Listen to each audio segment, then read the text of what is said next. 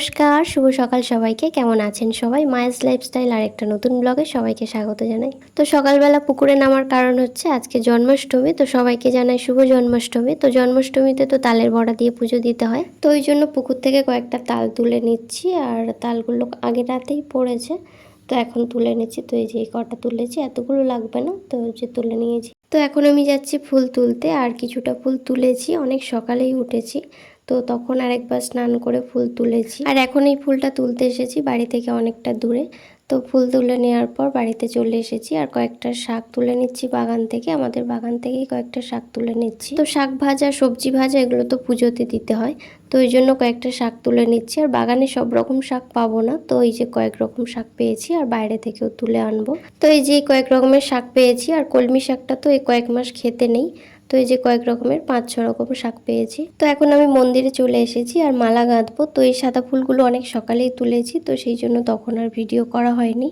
আর এই ফুলগুলো তো এইমাত্র তুলে আনলাম। তো মন্দিরে অনেক কটাই আলক্ষ্য রয়েছে, আর রাধা মাধবের তো বিগ্রহ আর যেগুলো পিকচার সেগুলোকে আলক্ষ্য বলে। তো অনেক কটাই আলক্ষ্য রয়েছে, তো সব কটার জন্য মালা গাঁথবো।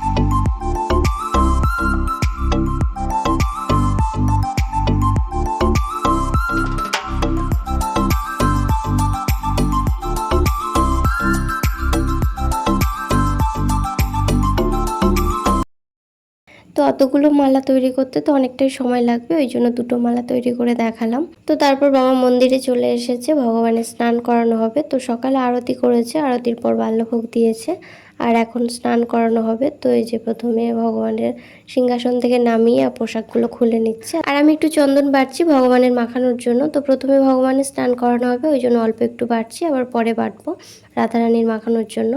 তো এই যে বাটা হয়ে গেছে, আর বাবা এই যে ভগবানের মাখিয়ে দিচ্ছে। তো প্রথমে ঘি মাখিয়ে দিচ্ছে, আর তারপরে চন্দন আর অঘুরু দেবে, তো তারপরে স্নান করাবে। তো ভগবানের সবকিছু মাখিয়ে দেওয়ার পর একইভাবে রাধারানীরও সবকিছু মাখিয়ে দেবে, আর তারপরে স্নান করাবে। তো আজকে যেহেতু জন্মাষ্টমী, ওই জন্য আজকে ভগবানের স্নান করানো হচ্ছে। তো এর আগে স্নান করানো হয়েছিল চন্দন যাত্রায়।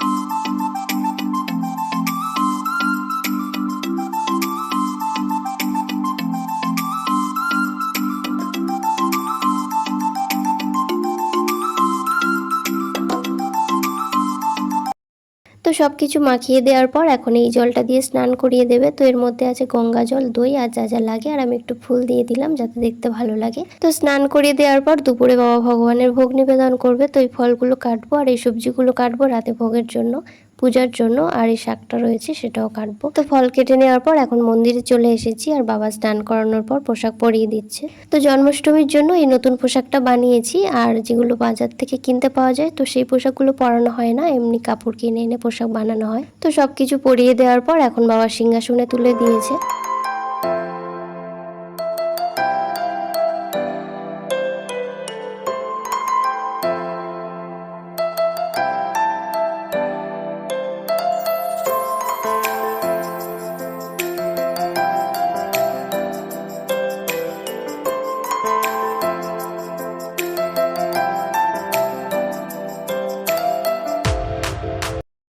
তো এই যে রাধারানীরও পোশাক পরানো হয়ে গেছে, তো সিংহাসনে তুলে দিয়েছে, আর এখন বাবা ভগবানের ভোগ নিবেদন করবে দুপুরবেলা। তো বিকাল থেকে রান্না বান্না শুরু হয়ে যাবে, ওই জন্য দুপুর থেকে সবকিছু জোগাড় করে রাখা হচ্ছে। তো মা তালটা ছেনে তালের পাল্পটা বের করে নিয়েছে, আর এখন ওতে সবকিছু দিয়ে দিচ্ছে, মানে যা যা লাগে তালের বড়ার জন্য আর লুচির জন্য।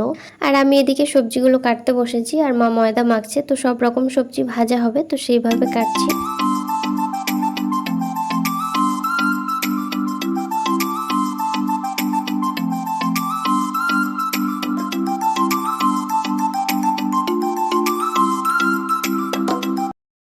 আর এই কুমড়োটা গাছের কুমড়ো, এই কুমড়োটা প্রথমেই পড়েছে, তো ওই জন্য পুজোর জন্য গাছ থেকে এটা পাড়া হয়েছে। তো এই যে এই কয়েক রকমের সবজি কেটেছি, আর এইগুলো সব ভাজা হবে, তো অনেকটাই সময় লাগবে, তো ওই জন্য মা বিকাল পর্যন্ত আর অপেক্ষা করেনি। তো প্রথমে তালের বড়া বানাচ্ছে, তো তালের বড়াটা বানাতে অনেকটাই সময় লাগে, ওই জন্য আগে তালের বড়া দিয়ে শুরু করেছে, আর তারপরে লুচি ভাজবে।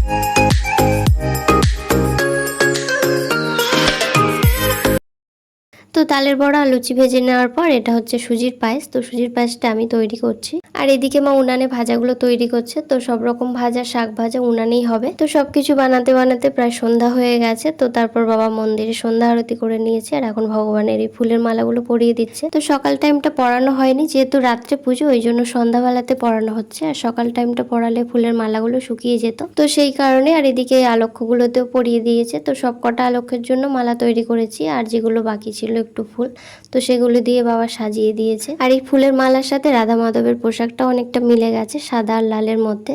তো তারপর মন্দির থেকে নামার পর আমি একটু ক্ষীর বানিয়ে নিচ্ছি, আর মায়ের শাক ভাজা, সবজি ভাজাগুলো হয়ে গেছে। তো মন্দিরে অনেকটাই সময় ছিলাম আরতির সময়, তো সেই সময়টাতে মা শাক ভাজা, সবজি ভাজাগুলো করে নিয়েছে, আর এই ক্ষীরটাই শুধু বাকি ছিল। তো ক্ষীরটা হয়ে যাওয়ার পর পুজোর জোগাড় হয়ে যাবে কমপ্লিট। তো এই যে সবকিছু তৈরি হয়ে গেছে, আর মা কয়েকটা ফলও কেটে দিয়েছে, আর ওটাতে রয়েছে লুচি আর তালের বড়া, আর এইটাতে রয়েছে 2 রকমের ভাজা।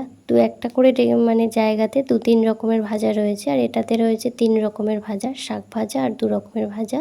আর এটা রয়েছে সুজির পায়েস, আর এটা যে ক্ষীর বানিয়েছিলাম তো সেটা। তো এবার প্লেটে সাজিয়ে নিয়ে এখন মন্দিরে চলে আসা হয়েছে। একটা প্লেটে দেওয়া হয়েছে সব রকমের ভাজা, আর পাশে একটু মাখন দেওয়া হয়েছে, আর ওটাতে রয়েছে লুচি আর তালের বড়া, আর এদিকে রয়েছে ক্ষীর আর মিষ্টি দেওয়া হয়েছে, লাড্ডু। আর এই প্লেটটাতে দেওয়া হয়েছে সুজির পায়েস, আর এদিকে ফল আর দই রয়েছে, আর কয়েক রকমের মিষ্টি দেওয়া হয়েছে।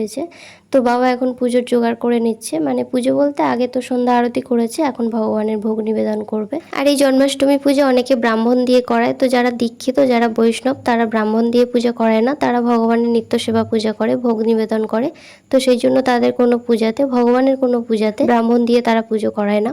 তো ভগবানের নিবেদনের পর কিছু সময় রেখে তারপর গুরুদেব আর সমস্ত দেবদেবীর উদ্দেশ্যে ভোগ ঘুরিয়ে দেবে, যেমনটা প্রত্যেক দিনই ভোগ নিবেদনের সময় করে।